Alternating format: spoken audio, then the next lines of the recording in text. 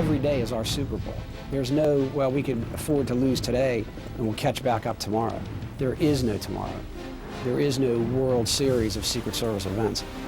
We don't need to win 4 games, we need to win every game. The President of the United States, the most protected man on earth. To keep him that way, his every move is clearly thought out, rehearsed, and is choreographed down to the second by the United States Secret Service. Now, for the first time, behind closed doors with the men and women who keep our president safe.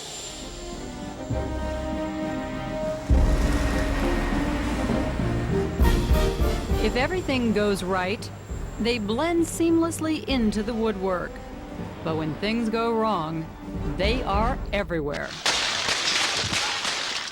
We are really there to ensure the American way of life, to make sure that the continuity of government is maintained, and that our president does not have to be in fear of making any decision, nor are we in fear that we'll lose him.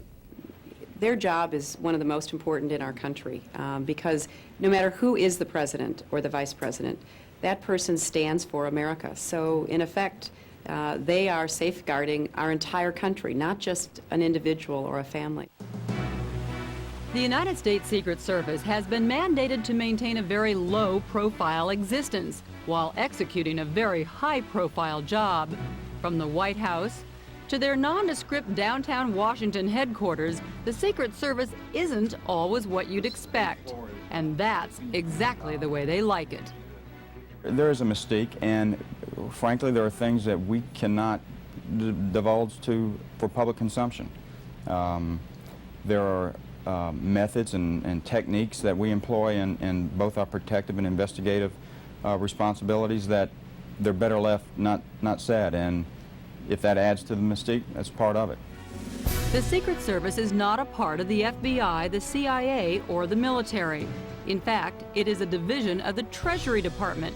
Founded in 1865, the main purpose was to suppress rampant counterfeiting. Today, investigating financial crimes is still a top priority. Of the over $400 billion in circulation, the agency seizes over $230 million in phony bills each year.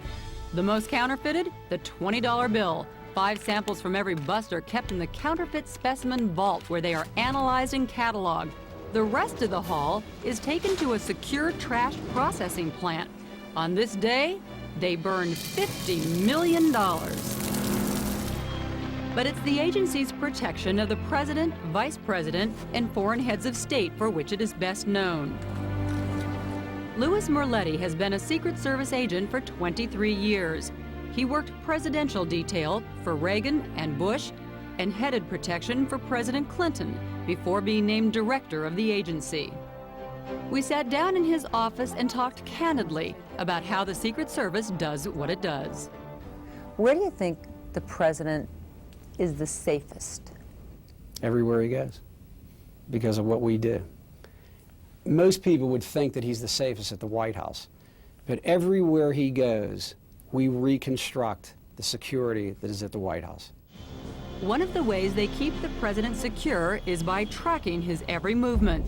Behind the director's desk is a closed-circuit locator board that constantly updates him on the president's whereabouts as well as his family's. POTUS is an acronym for President of the United States. FLOTUS stands for the First Lady of the United States. People watch at home at the inauguration. The president get out of his car and walk down the street with millions of people. And you wonder, my gosh, is he safe? We planned for the inauguration for months and months, and we know every foot of that parade.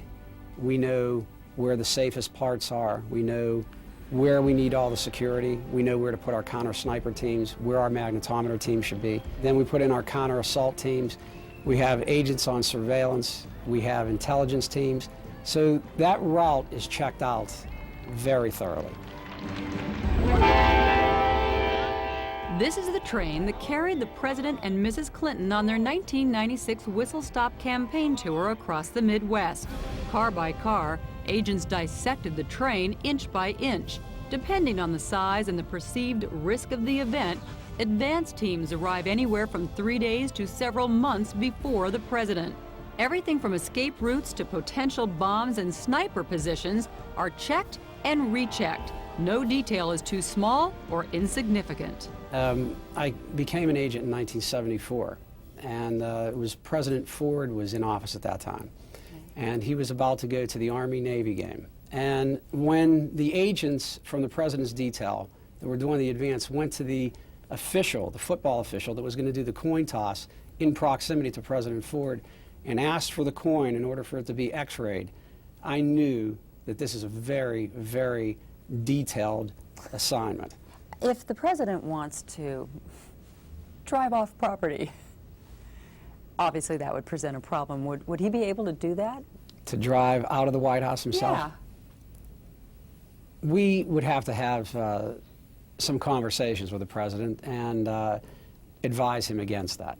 Some very serious conversations. Some serious conversations. You would not want him to do that. It's not our job to tell him what he can do and cannot do, but we certainly advise him as to what would be best and most secure.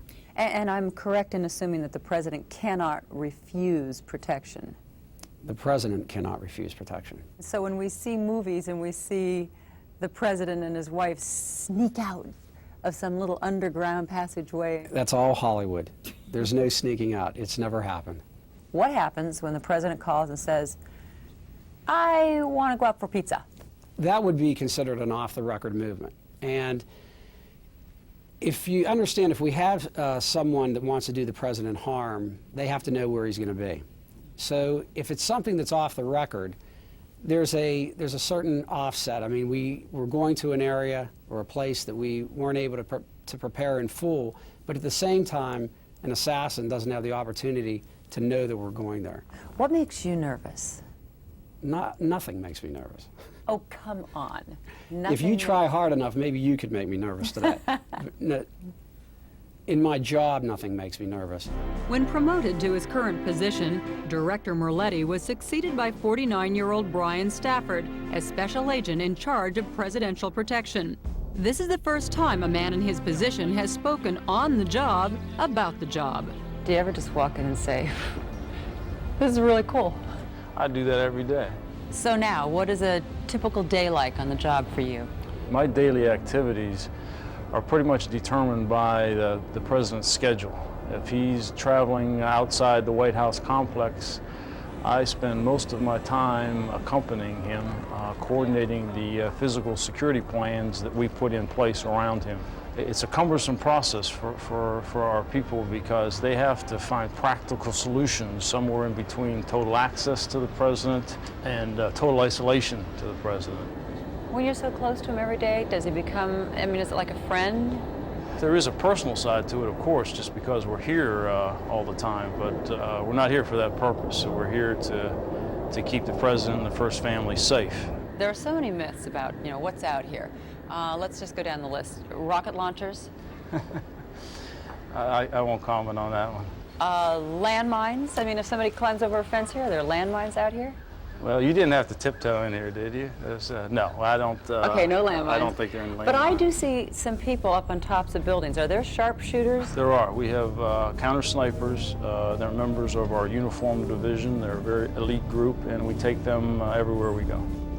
I see those little microphones, and it also looks like you're talking up your sleeve. Who are you talking to? Where are you wired into? It's just an internal coded communication system that we use among the agents, and we take it with us worldwide.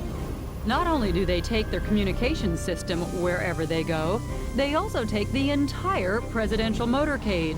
In Secret Service lingo, this is called flying the secure package. The C-5 flies at least 24 hours before the president, so when he lands, the limo is ready and waiting. This is the presidential limousine. It is a 1993 custom-built Cadillac. It takes 2 years to build just one of these. It is powered by a 454 cubic inch modified truck engine. There are only 2 original parts still left on this car. That's the hood and the trunk. Everything else is classified.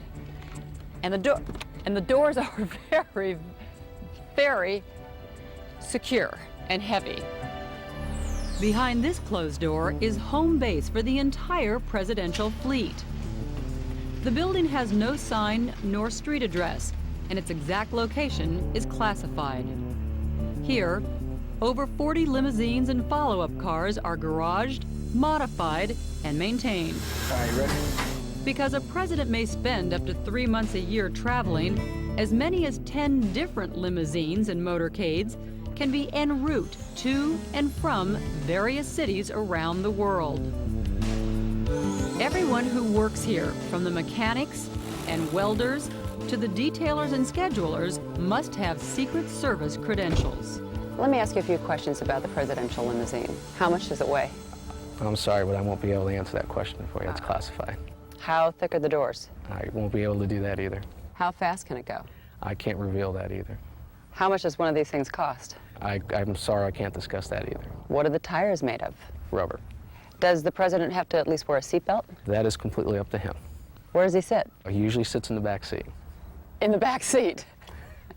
What can you tell us, though, about the president's limo as far as its safety? Sometimes we like to think of it as a tank with 4 rubber wheels. When the presidential motorcade returns to 1600 Pennsylvania Avenue, the security umbrella is even bigger. Behind this closed door is a place right out of Star Wars. We can't tell you how many people work here or even where it's located. But what we can tell you is that this is the nerve center for White House security, and it's never been seen before. The Secret Service calls it JOC, the Joint Operations Center.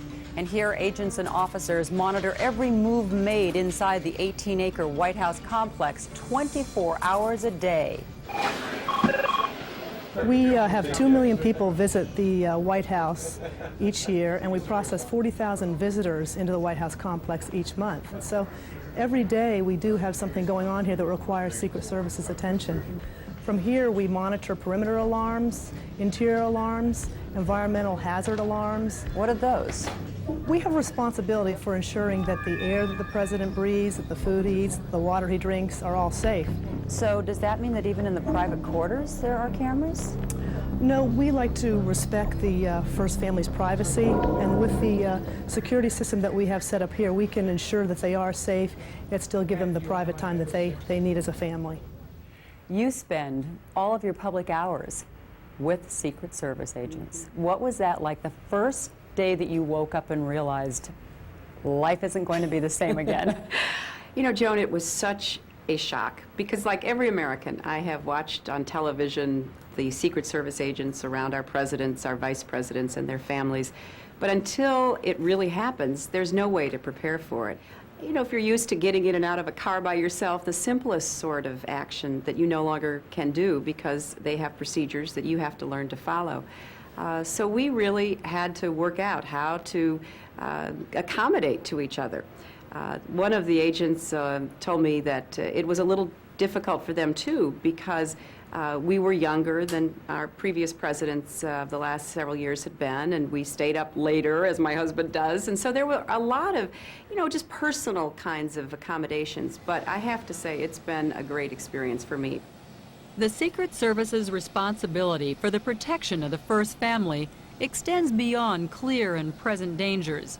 The potential for harm is everywhere. The agency keeps thousands of files on people thought to be a threat. They've built a multi-million-dollar crime lab where threatening letters to the president are received, examined, and analyzed. Using lasers, forensic scientists search for microscopic physical evidence that could reveal the identity of a potential assailant. They also have the largest ink library in the world with over 7,000 different ink formulas, which are used to help determine when and where a letter was written. You'll never find me. And if a letter has been burned or has had words and sentences scratched out, Right under this instrument. they have state-of-the-art equipment that can see what the human eye can't. You'll never find me, except you did. How do you know when to take a threat seriously? We take every threat seriously. We will interview everyone involved in every threat, whether it's a threat made somewhere as a minor comment. I guess what I should say is there is no such thing as a minor comment. We will be knocking on your door. The Secret Service will talk to you if in any way you threaten any of our protectees.